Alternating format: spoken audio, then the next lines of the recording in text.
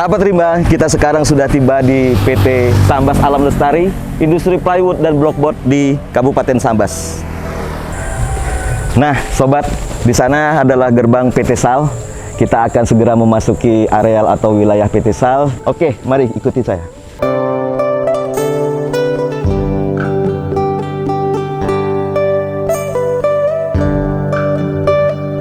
Oke, Pak Wan, jadi kita akan coba menggali terkait dengan PT Sal. Nah, untuk yang pertama ini kami ingin mendapatkan cerita terkait sejarah mendirikan PT Sal ini. Silakan Pak Wan. Awal mula saya sampai ikut terlibat di PT Sal ini kan karena diajak teman. Rencana teman mau dirikan pabrik plywood dengan bahan baku sengon. Saya bilang bagusnya daerah Sambas. Kenapa daerah Sambas? Daerah Sambas itu kan lahan kosong banyak. Kemudian aluran sungai untuk transportasi itu lebih mudah. Jadi saya didapat tugas untuk mensurvei keberadaan pohon sengon yang untuk diolah. Ya saya ketemu sama Dinas Kehutanan. Iya, masih Dinas Kehutanan. Dapat masukan tentang program penanaman pohon yang sudah dijalankan oleh Dinas Kehutanan Kabupaten. Iya. Dari data itu, saya mengunjungi kampung-kampung di mana ada KBR, ada penanaman-penanaman yang dilakukan oleh Dinas Kehutanan. Dapatlah pohon sengon, tapi tidak banyak. Nah, saya tanya kepada orang kampung, kenapa bibit banyak, nanamnya kok kurang terorganisasi baik gitu kan. Ya Pak, kan disuruh nanam. Untuk apa nanam? Tidak ada yang beli, katanya kan.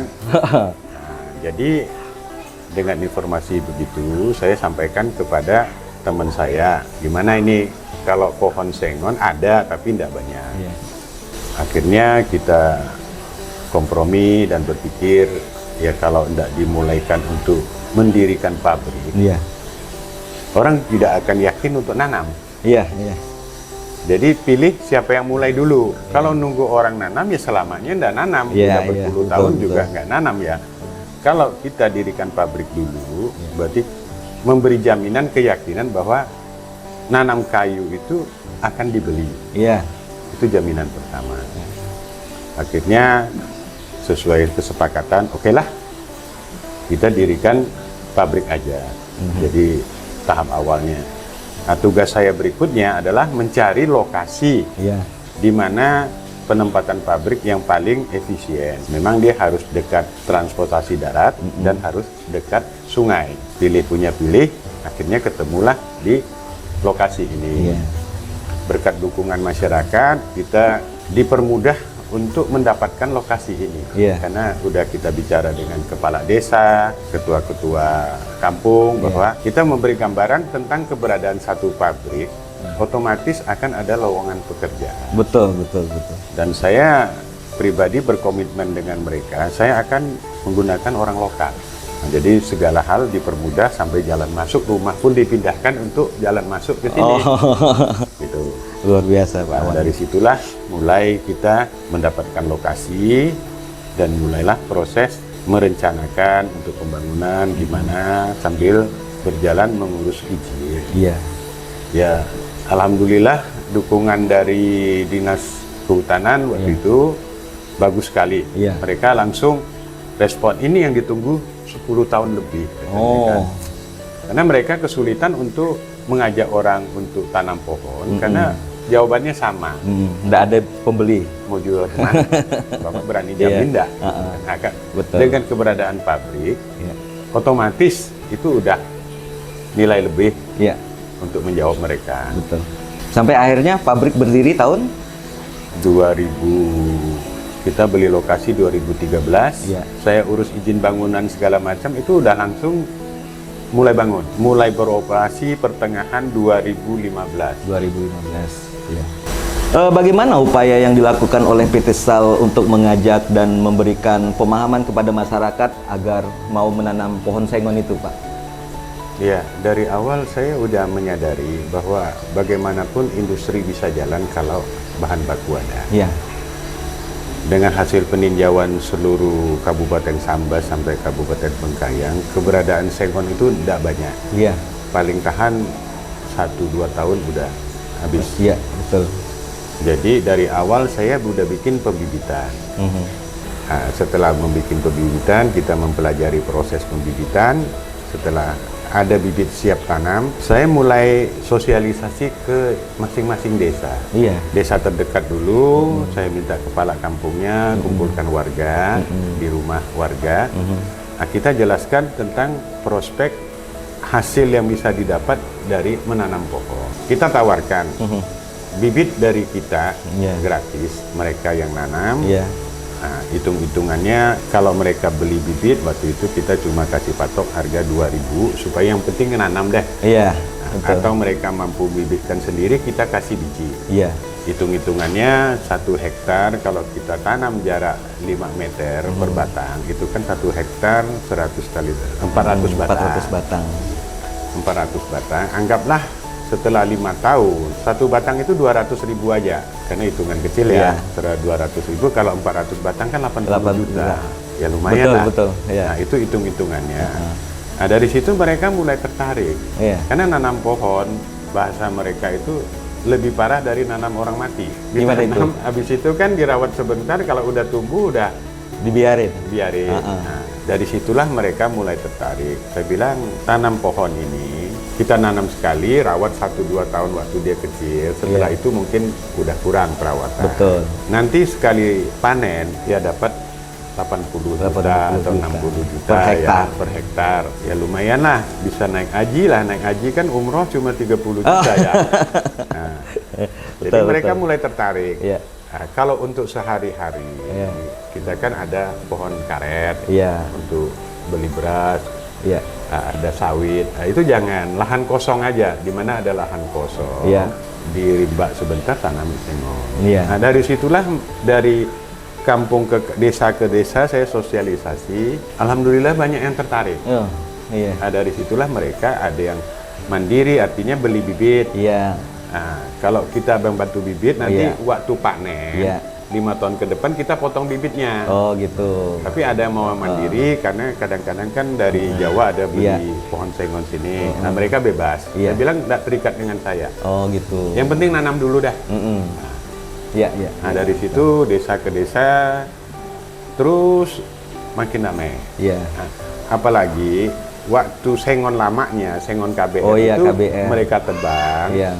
Saya udah hitung, ini minimal harus kita beli dengan harga yang pantas. Saya tidak mau beli harga semurah-murahnya sehingga orang hitung-hitungannya, untuk apa nanam? Betul. Nah, jadi saya hitung-hitung beli dengan harga yang pantas, ya jatuh sekitar 200-300 ribu 1 batang pohon. Jadi mereka kan udah ada yang menjual, untung. Bisa untung jual tanam sengon. Nah, itu dengan sendirinya. Makanya selama ini saya jaga harga, jangan sampai orang rugi nanam. Kalau orang rugi nanam, dia enggak akan nanam lagi. Jadi sampai sekarang artinya harga itu tetap bertahan ya Pak Wan ya? Iya, nggak pernah nurun. Nggak pernah nurun ya. Beda dengan sawit ya, kadang-kadang 3.000, kadang-kadang 1.000. Iya, betul. Nah, kita enggak, kita jaga stabil aja. Gitu. Walaupun kadang-kadang kita harga jual turun, bahan baku naik, tapi untuk log kayu saya tetap jaga tetap. Apakah pasokan kayu sengon dari kebun-kebun masyarakat itu mencukupi kebutuhan industri PT Sal? Ya, tidak juga 100% tercukupi. Kadang-kadang fluktuatif, ada waktunya kita kehabisan bahan. Itu sebabnya banyak. Misalnya lagi harga sawit naik, mereka malas untuk nebang sengon. Mereka konsen ke sawitnya. Sengonnya biarkan aja, katanya kan makin besar nilainya makin tinggi. Nah, di sisi lain juga cuaca. Karena kebanyakan kebun sengon ini kan mengharapkan aliran air untuk mengeluarkan kayu. Kalau musim kemarau, nah itu masalahnya yang kebun agak jauh dari sungai. Mereka sulit untuk mengeluarkannya. Ada waktunya, waktu musim banjir malah kita kebanjiran sengon. Jadi angkutan lancar gitu ya? Angkutan mereka pas banjir mereka keluarkan kayunya. Nah, jadi ada waktunya kebanyakan, ada waktunya kurang. Gitu. Nah, kalau waktu kayu tidak ada, ya kita sebagian karyawan diistirahatkan. Nah, tapi saat ini jumlah masyarakat untuk menanam sengon itu kira-kira Pak Awan nih ya. Karena kan mungkin pasokan bibit juga dari Pak Awan ya. Bisa memperkirakan gitu Pak Awan. Udah berapa banyak orang yang menanam, terutama luasan lah begitu Pak Awan? Saya enggak ada datanya. Enggak ada datanya ya Pak? Enggak ada datanya. Yang minta biji banyak benar. Oh. Kalau hitung-hitung biji sengon yang udah saya kasihkan itu udah di angka 30 lebih kilo. Kalau 1 kilo 30.000 biji, itu kan udah. Oh, banyak sekali lah. 1 kilo itu ada 30.000 biji. 30.000. Nah, jadi saya nggak tahu berapa yang banyak nanam, berapa yang tidak tertanam.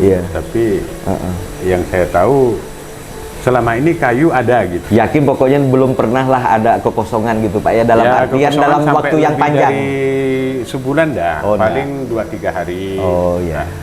2-3 hari kita mulai minta. Iya. Tolong nebang lah. Oh iya. Nah, mereka mau. Iya, iya. Coba nebang kayu lah. Kalau enggak pabrik nganggur. Aku tutup kita susah. Iya. Jadi mereka mau nebangkan lagi. Gitu. Jadi untuk antisipasi yang begitu, ya kita mulai ada program kerjasama dengan masyarakat. Masyarakat yang punya lahan, kita kelola. Oh. Misalnya orang-orang tua di kampung, mereka punya lahan tapi tidak mampu ngelola. Terbiar, tidak dikelola apa-apa. Nah, kita ambil alih pengelolaannya, kita yang merimba, kita yang nanam. Nah, itu kan berarti punya kita. Waktu kita kekurangan bahan, itu yang kita tebang. Jadi sambillah kita jangan sampai membiarkan areal-areal yang terbengkalai itu tidak dimanfaatkan untuk ditanam sengon.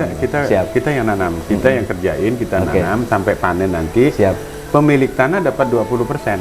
Oh, pemilik tanah dapat 20% pembagiannya dari hasil panen. Karena kan cuma numpang nanam kita kan tanahnya. Tanahnya. Siap. Bentuk kerjasama yang dilakukan oleh PT SAL dengan masyarakat yang memiliki kebun sengon itu seperti apa ya Pak ya? Kan kalau kita tahu bahwa biasanya sebuah industri pengelolaan kayu itu untuk bahan bakunya biasanya ada kontrak kerjasama supply gitu. Kemudian atau dia pembelian bebas. Nah, sementara PT SAL ini kan kita tahu pasokan bahan bakunya kan oleh masyarakat. Itu bentuk kerjasamanya bagaimana Pak Wan? Pengelolaan tanah. Oh, ya yang seperti tadi ya. Yang kita orang desa punya lahan kosong. Terus kita kelola. Iya. Nah, dengan perjanjian 12 atau 14 tahun 2 kali panen. 2 kali panen. Nah, jadi setiap kali panen yang punya tanah itu mendapat hak 20% dari nilai panennya. Gitu. Jadi kalau kontrak terikat cuma yang kontrak pengelolaan tanah. Kalau kontrak dengan yang lainnya mereka bebas. Pernah kejadian ada orang tua dari desa Sekumba. Dia punya Sekumba di seberang. Dia punya 2 batang pohon sengon sudah 10 tahun lebih ya. Sengonnya cukup besar. Dia tebang, dia hanyutkan pakai sampan ke sini, cuma dua batang pohon itu. Dia jual. Karena kita kan orang bawa 1 batang pun kita beli. Oh gitu. Nah dia jual, Pak saya mau jual sengon, ya silakan aja naikkan, nanti kita ukur. Nah, setelah diukur, hasil jual 2 batang pohon itu 4 juta lebih. Waduh, lumayan berarti. Dia sendiri sampai pucat terkejut, kok Pak banyaknya duit itu. Bahasa kampung kan, banyaknya duitnya. Banyak benar duitnya gitu kan. Untung dah ini tanam sengon. Makanya saya bilang tanam sengon lah. Ada biji enggak katanya. Waduh Pak, langsung minta bibit katanya. Saya masih banyak lahan mau ditanam. Nah, saya kasih biji, dia pulang tanam. Habis itu memang mungkin dari situ ya iklannya jalan.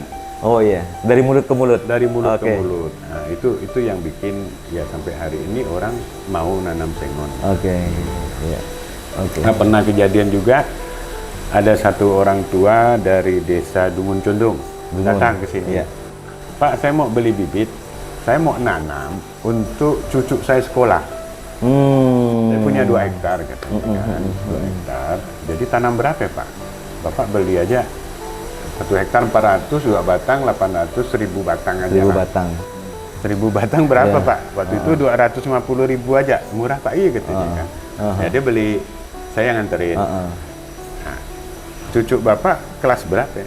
Kelas 3 SD katanya. Oh, kelas 3. Nah, nanti setelah kelas 3 SD, 3 tahun SMP, 6, 9 tahun SMA, kan, iya, SMA pas. kan. Iya. Nah, cukup Pak untuk dia sekolah ya Pak. Wah, lengkap dengan naik haji langsung. Jadi memang ada kejadian gitu. Oke. Pak Awan, semakin menarik ya perbincangan kita. Apakah selama ini PT Sal tuh pernah mengalami kendala ya terkait dengan pasokan bahan baku yang menyebabkan sampai terhentinya produksi pabrik plywood PT Sal ini, Pak Awan? Ya adalah, tetap ada. Awal-awal kita mulai produksi, Iya. hambatan pertama setelah hasil produk kita masuk pasaran, Iya. itu mengganggu pasaran pabrik-pabrik yang sebelumnya yang ada di Jawa. Di Jawa, Pak ya, khususnya. Ya, khususnya selama ini kan industri kayu sengon kan untuk lokal masih di Jawa. Iya, betul.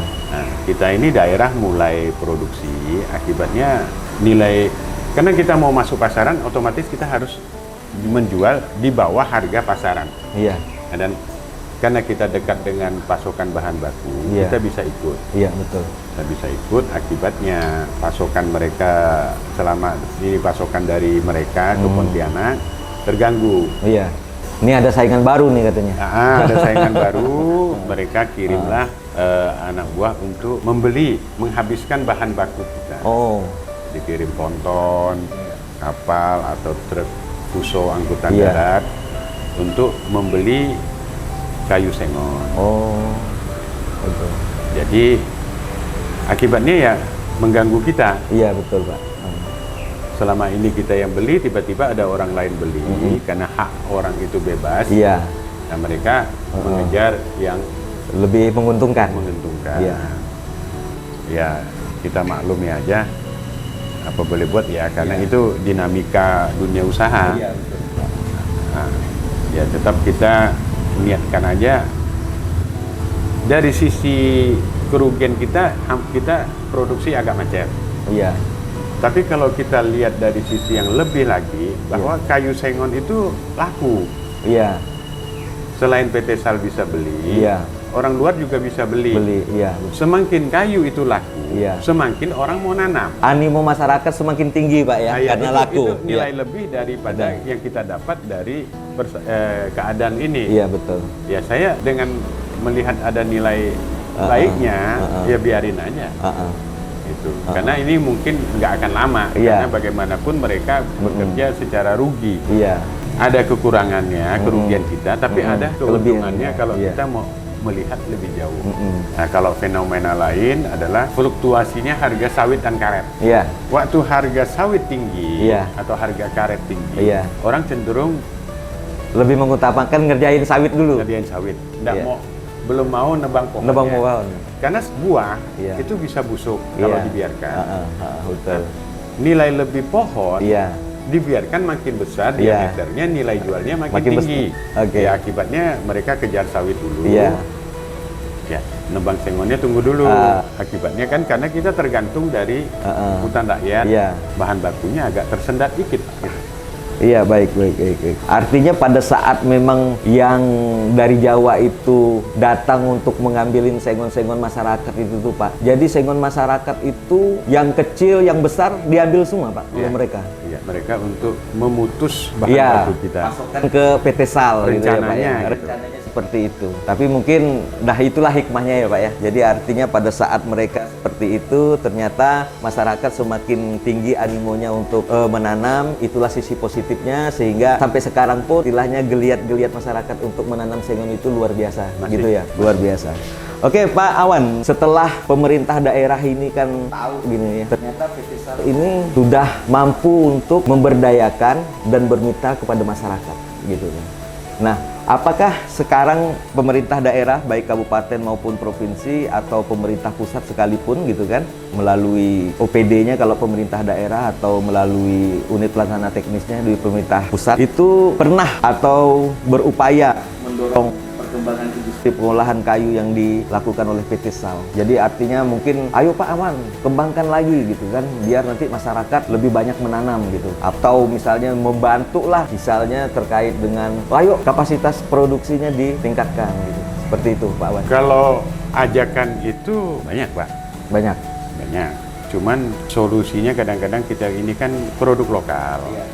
Masyarakat Kalimantan Barat juga nggak banyak ya. Oke. Daya serap pasar juga harus kita perhitungkan. Kalau kita produksi terlalu banyak untuk sekarang ya, kalau untuk tetap lokal, mungkin si Malakama, Pak. Karena kebutuhan Kalimantan Barat belum besar. Kan jumlah penduduk Kalimantan Barat baru berapa juta orang. Nah, lain dengan di Jawa. Iya. Nah, sedangkan kalau kita produksi besar dengan biaya transport ke Jawanya tinggi, akibatnya kita kan berperang di tempat orang. Iya, betul. Nah makanya sekarang masih, kalau saya suruh tambah mesin, supaya itu saya masih hitung-hitung. Iya, betul. Nah, kecuali kita bisa meningkatkan mutu, ataupun kayu sengon ini udah bisa kualitas ekspor dan bisa ada pasaran ekspor, ya mungkin itu prospek yang bisa kita jajaki. Iya, iya. Nah, kalau dukungan dari dinas, yang paling jelas mendukung itu dinas DAS. Oh, BPDAS. BPDAS. BPDAS ya. BPDAS. BPDAS. Dalam hal dia membuat kebun KBR. Oh, kebun bibit rakyat ya, Pak Iya, ya. Program-program mungkin rehabilitasi. Tahunan dia ada bikin kelompok-kelompok tani. Oh iya, Kelompok betul. tani di desa mana-mana. Iya, iya, iya. Dan arahannya yang daerah lingkungan Kabupaten Sambas ini sampai Bengkayang itu tanam sengon. Sengon Pak ya. Iya, jadi penyediaan bibit Iya. sengon, mereka punya KBR. Nah, tahun 2 tahun yang lalu malah 30 KBR. Per KBR kan 20.000 batang ya. Yang nanam sengon, informasi yang saya dapat itu 24 KBR. Nah, itu yang dukungan yang real Pak ya. ada Dari gitu. BPDAS Pak ya. BPDAS, BPDAS ya. Ya, terkait program-program mereka lah ya Pak ya. Nah, kalau dinas kabupaten sebatas motivasi aja lah. Motivasi Pak ya. Iya. Kemudian ini mungkin pertanyaan saya terakhir Pak Awan. Jadi apa harapan PT SAL ke depan ini yang melihat sekarang kan perkembangan industri perkayuan semakin terpuruk nih. Jadi apa harapannya ke depan? Harapannya pertama mungkin ekonomi Indonesia lebih baik. Amin. Nah, sehingga orang-orang membangun ya. Karena dalam pembangunan kita diperlukan. Iya. Kalau tidak ada pembangunan kita tidak diperlukan. Tidak ada yang mau beli plywood ya Pak ya? Untuk pembangunan. Dari sisi lain mungkin dari dinas-dinas atau pemerintah memberi masukan ataupun jalan keluar, ya kalau bisa bagaimana kita dikasih jalan untuk memasarkan. Oh, pemasaran Pak ya, terkait pemasaran. Sama mungkin teknik-teknik peningkatan mutu ya. Gitu ya. Sehingga nanti Bapak bisa ke ekspor, misalnya kan Pak. Nah, itu harapan kita ya. Terkait dengan regulasi-regulasinya Pak, dipermudahkan gimana? Mau dibilang mudah, enggak juga mudah ya. Iya. Gitu. Apalagi online itu repot. Oh, repot ya Pak ya. Kalau di daerah yang tak punya sinyal gimana Pak? Kita disuruh laporan online. Oke, ya. betul Pak. Kadang-kadang kita kirim nggak masuk. Oh iya. Nah, itu masih banyak hambatan. Oh, baik. Oke, Pak Awan, kami sangat banyak dapat ilmu dari Pak Awan dan juga banyak informasi. Mudah-mudahan ke depan usaha PT SAL semakin maju ya, dan masyarakat juga semakin banyak yang menanam sehingga memang bisa meningkatkan pendapatan ya, kesejahteraan dari masyarakat. Salam lestari.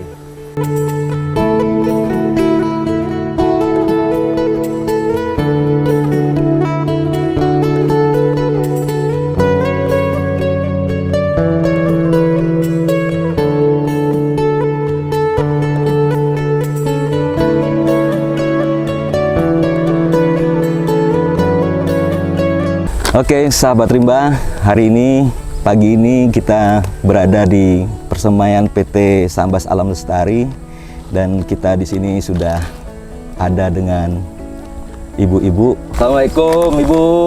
Selamat pagi. Apa kabar Ibu? Alhamdulillah. Lagi ngerjakan apa ibu-ibu nih? Ngisi polybag. Ngisi polybag pakai tanah apa nih, Bu? Campur Pak tuh Pak. Apa tanah bakar? Tanah bakar nanti sapi, kotoran ayam gitu Pak. Oh. Iya. Ibu ngerjakan ini satu harinya dapat berapa, Bu? Tentu Pak. Masih mulai 100, kadang-kadang 70 kayak Pak. Oh. Kira-kira kalau misalnya saya bilang ibu ngisi polybag ini nih, upahnya berapa lah tuh satu polybag? 200 lebih baik biasanya. Jadi kalau dapat 100 lumayan lah Bu ya. Gimana? Untuk beli beras. Alhamdulillah. Jadi ibu berasal dari mana nih? Kalau saya boleh tahu. Setempat lah, kami orang. Oh, dari kampung, sekitar PT Sal.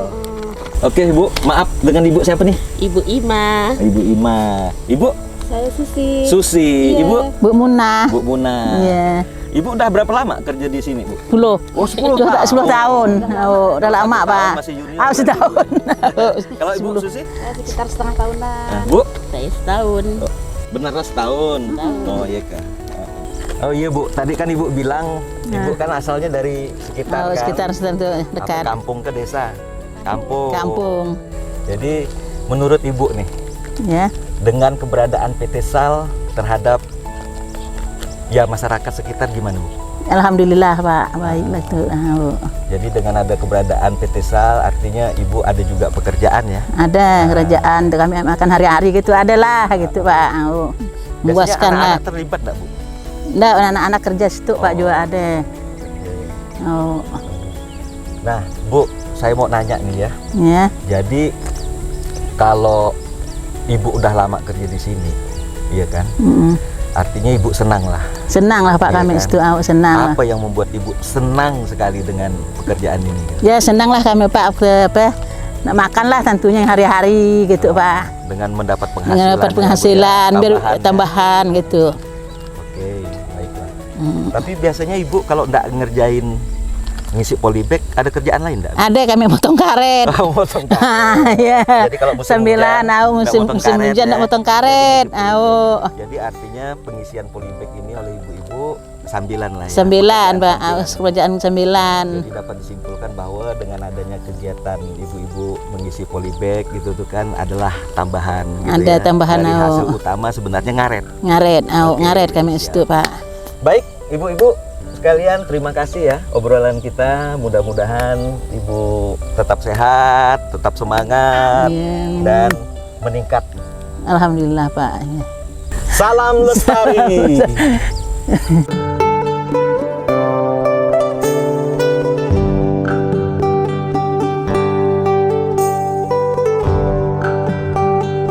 Oke, Pak. Ya. Iwan, Pak. Dengan siapa nih, Pak? Ini Pak Bujang. Oh, Pak Bujang. Iya. Alhamdulillah bisa ketemu ya. Pak Awan pernah cerita bahwa Pak Awan ini di PT Sal mempekerjakan seorang yang menyandang disabilitas, Iya. gitu kan. Nah, kebetulan kami berkesempatan lah untuk ngobrol sama Bapak. Iya. Jadi, sekarang Bapak sudah berapa lama kerja di sini? 8 bulan baru. Sudah 8 bulanan. Iya. Nah, pekerjaan Bapak sendiri ini untuk apa ini? Ini untuk bawa jeruk ke Jakarta, kemana. Pokoknya ini bikin peti. Oh, peti ya, peti Iya. jeruk gitu ya. Iya. Oke. Biasanya Bapak kalau ngerjakan ini berapa? Dapat satu hari? Ini satu harinya 50 biji. 50 biji? 50 Dapatnya. biji. Oh, gitu. Pak, nah dengan adanya PT Sal ini yang mempekerjakan orang yang dengan penyandang disabilitas ini, menurut Bapak bagaimana? Kalau saya termasuk bersyukur setelah ada bantuan dari PT Sal. Iya, betul. Kalau tidak dari PT Sal ini kami kemungkinan nggak bisa kerja. Iya, iya, betul, betul. Sebab kita kan ini kan sudah Iya. potong kaki, mau kerja keluar, kerja berat udah nggak bisa. Oke. Jadi kalau semenjak ada bantuan ini kita terbantu, terhibur gitu. Tidak jadi buah pikiran. Iya, iya, iya. Betul, betul, betul. Jadi dulu Bapak mengalami apa ini, Pak? Diabetes. Oh, diabetes. Ya, jadi potong Oh, dipotong. Jadi sekarang pakai kaki palsu ya, Pak? ya? palsu. Oh, gitu. Oke, Pak, terima kasih banyak ya Iya. waktunya. Kita sudah ngobrol. Mudah-mudahan Bapak tetap semangat, ya kan, dan sehat selalu. Terima Amin. kasih, Pak. Amin.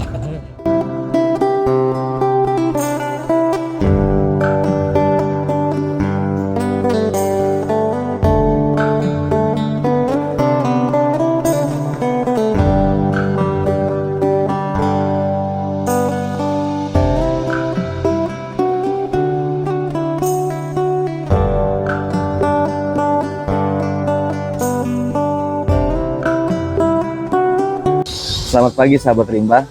Nah, pagi ini kita akan menuju ke Desa Galing ya.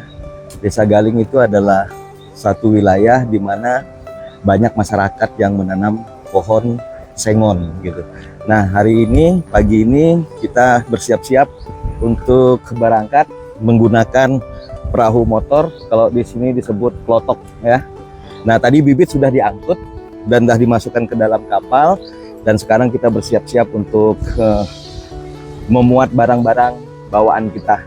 Nah, sambil kru kapal mengemaskan atau membuat atap dari terpal untuk perlindungan. Karena kebetulan hari ini, pagi ini hujan gerimis dari pagi sampai sekarang dan cuaca masih mendung, mungkin masih akan panjang.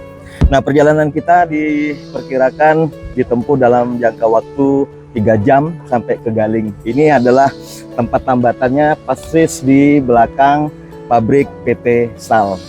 Demikian, nanti kita akan lanjutkan perjalanan kita sambil kita nanti melihat view dan panorama alamnya. Oke, selamat menikmati perjalanan kami.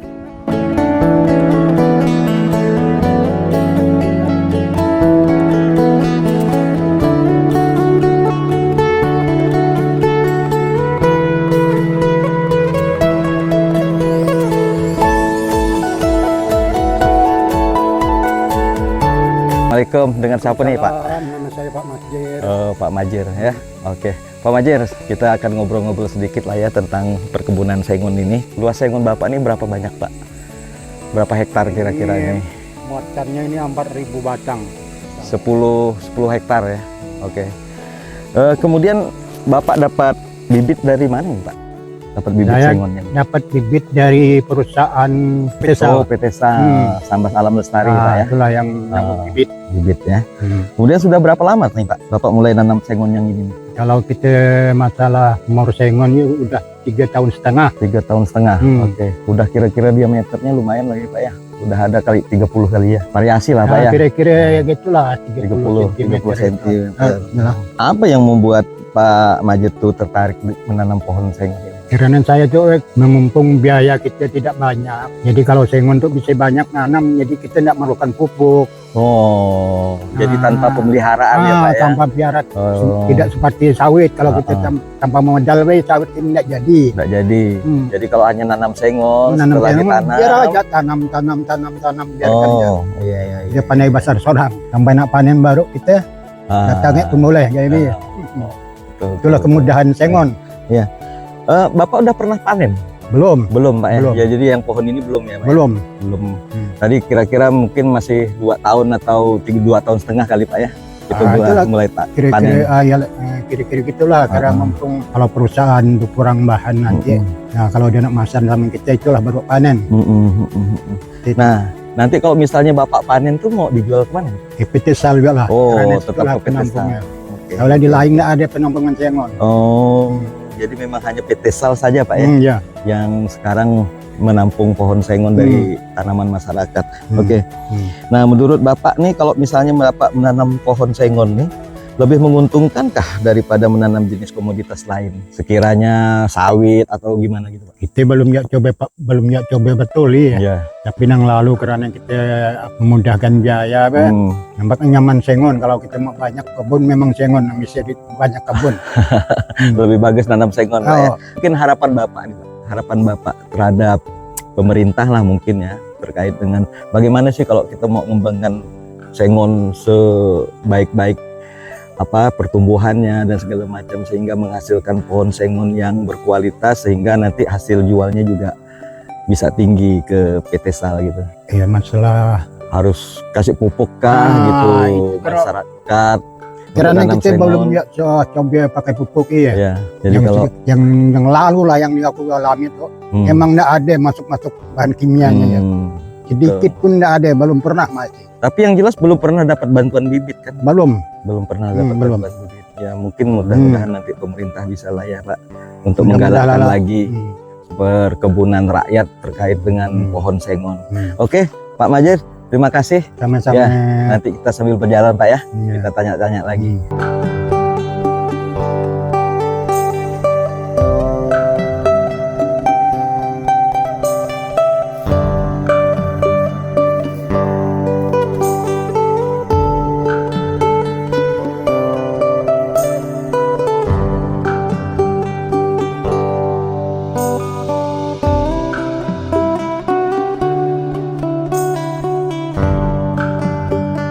Rimba, salam lestari. Sekarang kita sudah ada di Pondok Kerja di dalam areal tanaman sengon atau pohon kebun sengon masyarakat ya. Dan kita akan ngobrol santai dengan Pak Awan terkait dengan kebun masyarakat ini. Oke, Pak Awan, tadi kita kan udah sama-sama berlayar ya. Mulai dari PT Sal sampailah ke Dusun Daup ya, Kecamatan Galing. Jadi tadi sih pengen nanya terkait dengan bibit yang dibawa itu berapa Pak jumlahnya? 300 batang. 300 batang. Ya, lebihnya untuk sulaman lah ya. Ya. Baik. Itu sebenarnya untuk apa Pak? Penanaman yang di areal mana? Di Area yang kita sini? areal sekitar sini iya. kan penanaman kita bertahap. Iya. Jadi setiap jangka waktu tertentu selalu ada penanaman. Iya. Jadi dimulai kalau daerah Tempapan Hulu ini dimulai 5 tahun yang lalu. Oh. Jadi ada yang sudah udah berumur 5 tahun ya? Ada yang umur 4 tahun yang tadi kita lihat di parit kongsi. Iya, betul. Nah, ada yang umur 5 tahun di Sekuyuk dengan di Sungai Tempapan itu. Sungai Nah, Tempapan. terus ada yang 3 tahun, 2 tahun, ada yang baru Iya. beberapa bulan. Kemudian yang rencananya yang udah kita bawa tadi mau segera lah Iya, besok udah mulai ditanam. mulai ditanam. Karena nggak bisa juga disimpan lama. Kemudian total luasnya Pak berapa Pak? Kan tadi kita lumayan juga ya putar-putar. Sampai sekarang sudah pukul 4 lewat kan. Itu berapa luasnya Pak? Kalau termasuk yang 5 tahun yang lalu, Iya. 80 hektar ada semuanya. 80 hektar. Itu milik satu orang gimana? Atau campur-campur? Jadi bervariasi. Ada kebanyakan sih milik penduduk setempat. Iya. Kita nggak ambil alih tanahnya. Iya. Kita cuman kebetulan tanah itu kan mereka nggak sempat atau udah tidak terkerjakan. Iya. Jadi kita ambil alih untuk pengelolaannya aja. Oh, yang kemarin Bapak jelaskan terkait dengan 20%, 20% untuk pemilik lahan gitu ya. Ya, nanti Untuk 5%-nya 5% untuk desa. Desa. Nah, desa. Sisanya memang untuk PT Sal ya. Iya, Untuk biaya produksi dan segala macam. Nah, kemudian Pak, saya lihat ini nih kan memang waktu mau buka areal, waktu mau nanam, ini nih kan lumayan ya. Kalau kita lihat tutupan lahannya kan seperti semak belukar gitu. Itu pakai metode apa Pak? Sistem apa buka lahan? Awal-awal kita pakai manual. Jadi dirimba bahasa kampung ya. Iya, dirimba ya. Itu ditebang Ditebas ya. Kemudian ditebas sebelum penanaman kan rumput baru udah tumbuh. Iya. Kita semprot dulu. Iya. Habis itu tanam. Oh, Nah, gitu. kemudian kemarin kita coba pakai alat, Iya. pakai staking, Iya. rupanya kurang efektif. Oh, Karena tanah diinjak oleh alat berat, iya iya. madat. Oh, Akibatnya penanaman lambat tumbuh. oh. Jadi kurang gembur gitu ya? Iya, Oh. karena diinjak alat berat yang Betul, sekian betul. ton, Mhm. jadinya Mhm. kondisi tanah mengeras. Nah, terus Pak, ini kan kalau misalnya panen Pak ya. Mhm. Panen ini kan saya lihat kan Bapak semuanya kerjanya kan manual ini. Kan masyarakat ya kan. Ya, Terus gimana Pak? Mau mengeluarkan kayu gitu? bervariasi. Ada yang pakai, kalau bahasa kampungnya pakai kude-kude. Oh, kuda-kuda. Kuda-kuda. Karena orang Sambas ini kan mantan-mantan perimba pemain senso, mereka tahu mainkan kuda-kuda. Iya. Oh, Jadi gitu. memang lokasi penanaman pohon sengon kayu itu cenderung kita harus memperhitungkan keluarnya. Iya, betul Pak. Keluarnya karena keluarnya itu yang balok-balok. Iya, betul. Jadi kita harus memperhitungkan Mhm. transport dari lokasi penanaman sampai ke pabrik. Makanya setiap lokasi yang kita cari itu aksesnya ke sungai. Iya, lebih dekat sungai Pak ya. Nah, dari sungai kita bikin parit jumbo untuk masuk ke lokasi. Itu pertama untuk membuang air, kedua untuk nanti dipakai mengeluarkan kayu. Iya, betul. Jadi di dalam lokasi itu pergeseran kayu dari lokasi penebangan sampai ke tepi parit biasanya pakai kuda-kuda. Iya, iya. Atau kalau lokasi lebih keras mereka pakai motor atau gerobak. Iya. Tapi kebanyakan sih pakai kuda. Pakai kuda-kuda Pak ya. Kayak memang arealnya kan semakin jauh sebenarnya kan Pak, tidak Ya. juga mesti harus dekat-dekat dengan sungai kan. Kalau saya lihat tadi tuh kan lumayan kita berjalan tuh kan sampai masuk berapa meter lah ke dalam kan dari tepi sungai. Ada yang sampai 800. 800 meteran Ya. kan. Makanya kita buka akses parit Ya. yang ke arah ngikutin 800 Itu 800 itu. Itu proses jumboan Pak ya. jumboan. Jumboan ya. Mm-mm. Oke. Pak Awan, jadi kalau misalnya ini terkait dengan penanaman ini kan bervariasi gitu. Nah, artinya tidak semuanya kan kayu itu dalam waktu tertentu ditebang gitu kan Pak Awan. Mm-mm. Nah, jadi untuk menambah suplai kayu yang harus besar-besar yang bisa ditebang itu ada kemungkinan nanti Pak Awan menambah lagi lah lokasi tanam kita. Memang secara bertahap kita akan terus nanam. Ya. Tanaman kita ini itu untuk cadangan. Kalau tanaman rakyat pas mereka malas panen, untuk menjaga kekosongan Ya. pabrik dari kayu. Iya. Ya misalnya selama masyarakat mereka rajin nebang kayunya, ya kita nggak nebang. Karena pohon dibiarkan aja kan makin besar. Makin besar Pak ya. Iya. Iya. Itu prinsipnya tuh ya, prinsip dasarnya itu. Untuk Jadi, menjaga kontinuitas produksi aja. ya, suplai bahan baku Nah, kita. sekalian kita juga harus jaga ya kita prioritaskan HR yang kita ajak tanam itu. Iya. Nah, terus kemudian ini Pak, harapan Bapak nih. Tadi kan kalau kita cerita-cerita kan Bapak tuh pernah dapat pengalaman lah dari pengelolaan hutan di luar gitu kan, terkait dengan ketika udah panen gitu tuh kan, mungkin terkait juga dengan pemeliharaan. Nah, untuk membersihkan itu sehingga bermanfaat itu gimana Pak? Memang kalau pengalaman saya lihat dari luar, mereka bikin hutan betul-betul hutan yang teknis ya. Iya. Jadi mereka pembersihan lahan, seluruh gulma dan kayu-kayu yang tidak diinginkan mereka hancurkan pakai crusher. Crusher namanya Pak ya. Nah, crusher, lahan itu bersih. Nah, hancuran itu adalah mempercepat proses pelapukan Iya, iya. sehingga tanah itu akan menjadi lebih subur Iya, iya. dan tidak bervariasi tanamannya. Nah, memang untuk sampai hari ini di Indonesia nampaknya belum ya. Belum ada Pak ya. Saya pun juga belum ngerti itu Pak. Nah, paling-paling yang kita lihat di Iya. sawit yang agak lebih teknis itu mereka Iya. masih staking alat. Yes. Staking alat dibuat alur, kemudian pelan-pelan kayu itu dibiarkan buruk sendiri. Oke. Itu prosesnya. Iya. Kalau di luar itu mereka mempercepat dengan Iya, dihancurkan dulu. dihancurkan Pak ya. Iya. Jadi itu prinsipnya penghancuran lah ya Pak Penghancuran, ya. Jadi, mempercepat proses pelapukan aja dan pembersihan dari Oke.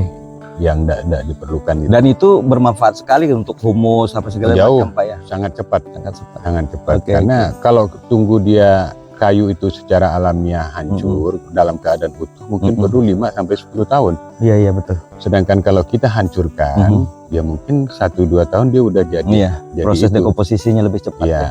Oke, Pak Awan. Jadi kita terkait dengan status lahan ini, apakah lahan ini masih masuk dalam kawasan hutan atau sudah APL Pak Awan? Kalau dari survei pertanyaan kita ke KPH kemana, daerah ini APL. Dan dalam kerjasama kita dengan penduduk setempat, Iya.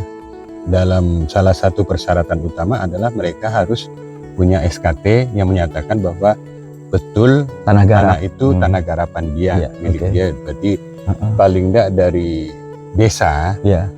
udah diakui Sudah secara ada sah. pengakuannya. Iya. Sudah ada Karena pengakuan ada bahwa SKT yang resminya. Oke, oke. Walaupun sebenarnya harus ditingkatkan ke sertifikat ya Pak ya. Mereka secara bertahap nunggu sertifikasi yang gratisan dari Prona pemerintah. atau ya, oke. Oke Pak Awan, mungkin cukup ya, dan banyak sekali informasi yang sudah kita dapat, dan mudah-mudahan lah nanti PT SAL lebih banyak lagi bisa mengembangkan kemitraan dengan masyarakat ya, Ya, terkait mudah-mudahan. dengan masyarakat diajak untuk menanam pohon sengon.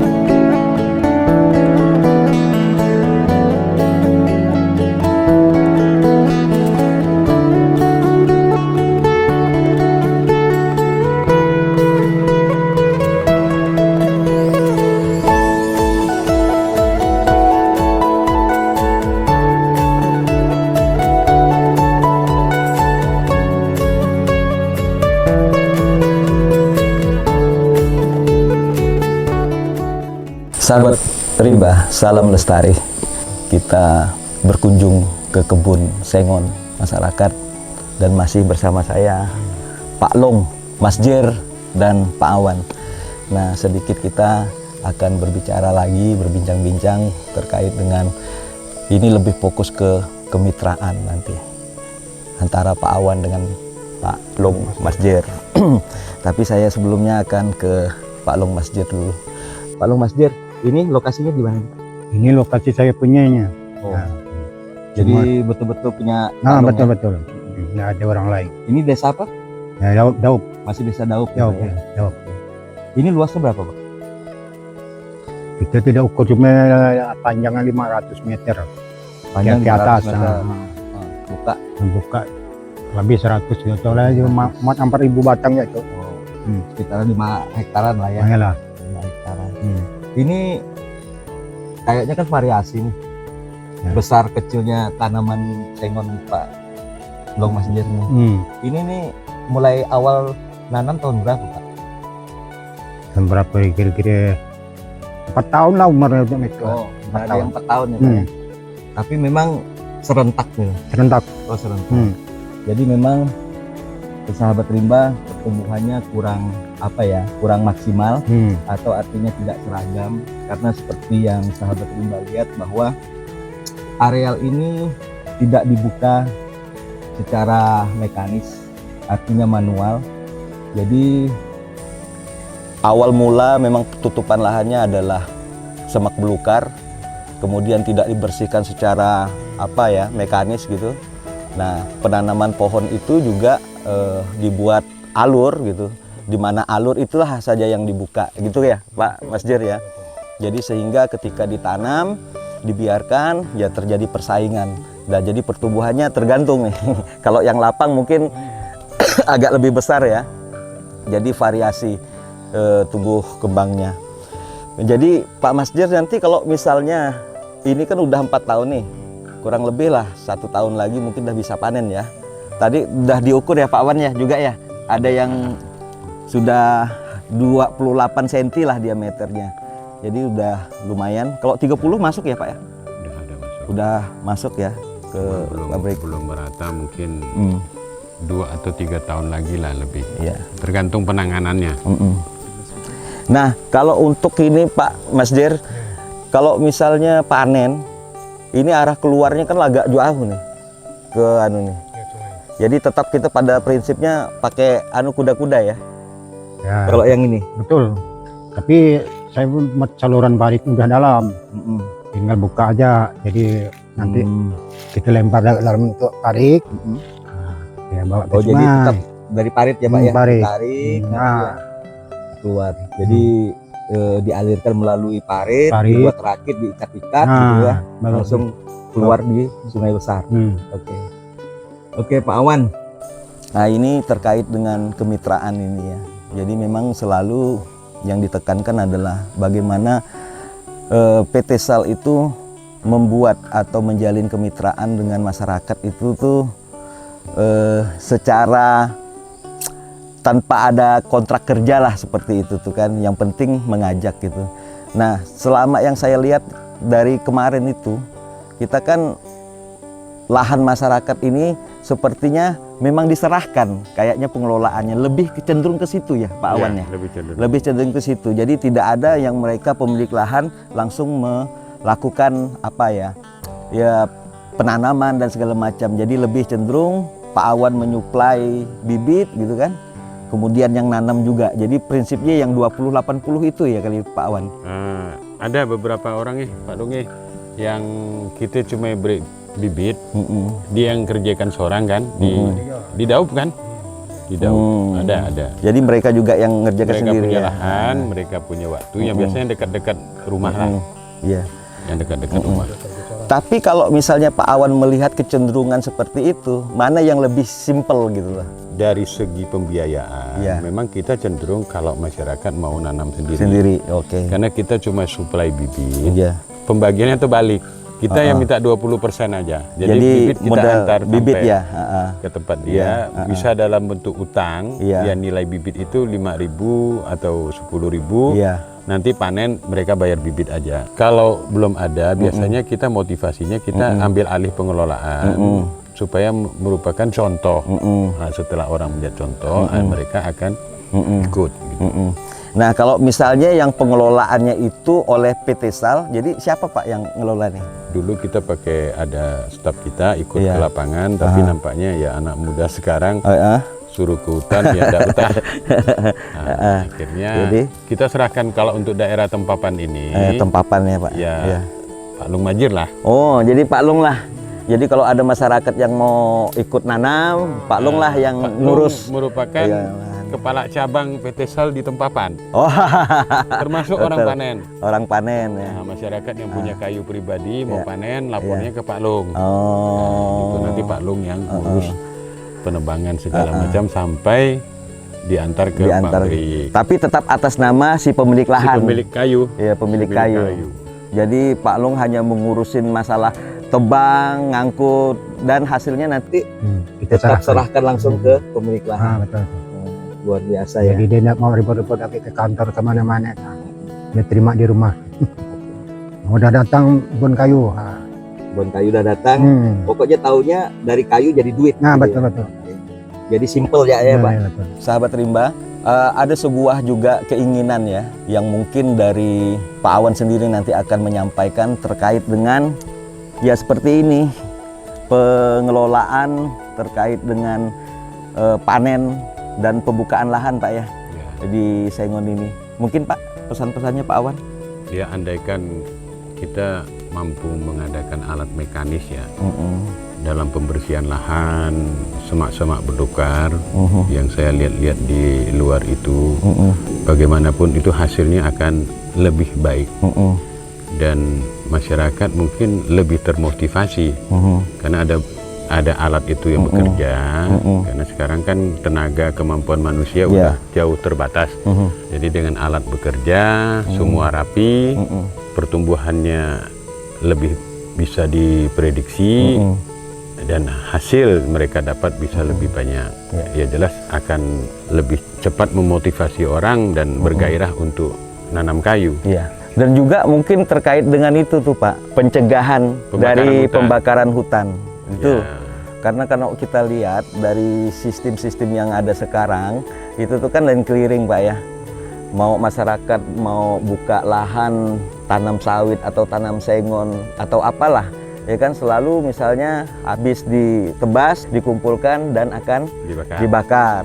Nah, itu lebih cenderung memang membuat orang akan melakukan pembakaran hutan dan lahan gitu. Nah, sementara dengan alat ini Pak Awan justru malah sebenarnya lebih efektif untuk bukan mencegah lagi Pak ya. Memang tidak akan ada pembakaran. Tidak akan ada pembakaran hutan karena dari situ hasil hancurannya kan merupakan humus yang jauh lebih menyuburkan. Iya, betul. Bersih sebersih-bersihnya tetapi langsung jadi humus ya Pak ya. Seperti mesin chipper gitu kan Pak. Betul-betul dirajam, betul-betul diracik seperti itu sehingga ya langsung jadi humus. Ya. Justru malah betul-betul tidak akan punya pemikiran orang itu untuk membakar lahan seperti itu. Dan lebih sebenarnya bisa diaplikasikan ya Pak ya ke misalnya ke HTI, ke perkebunan ya Pak ya. Nanti kita tunjukkan lah Pak ya. Alat itu Pak ya. Dan sebenarnya kalau saya juga sendiri di Indonesia belum pernah melihat Pak ya. Dalam artian di Kalimantan Barat ini yang pernah mengaplikasikan alat itu gitu. Mudah-mudahan nanti setelah ada pembicaraan seperti ini akan muncul lagi lah pemikiran-pemikiran, oh lebih bagus memang ada pengadaan alat ini gitu untuk setiap PBPH misalnya kan. Justru HTI bisa membantu pencegahan kebakaran hutan. Karena fenomena kita di Kalimantan Barat untuk membuka suatu lahan, itu yang lahan yang kita hadapi itu adalah bukan lagi semak, hutan kecil, hutan tumbuh baru, dia bukan kondisi bersih. Ya masyarakat otomatis untuk membersihkan lahan itu setelah ditebang, ditebas, ya mau nggak mau bakar. Kalau nggak dibakar, ditumpuk aja, itu jadi sarang tikus. Oh, sarang tikus. Dan Nah, tikus itu adalah hama. sengon. untuk sengon. Oh, Karena pengalaman kita ya Pak Lunge, kulit muda itu habis dimakan tanaman tikus. sengon. Oh, baru tahu juga saya ini. Iya, iya, iya.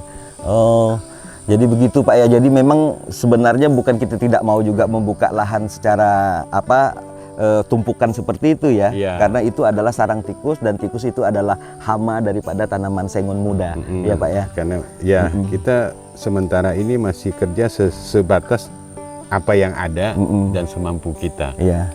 Nah, memang hasilnya belum maksimal. Iya. Andaikan ada alat mower itu, nah, itu jelas Iya. hasilnya akan lebih baik. Ya.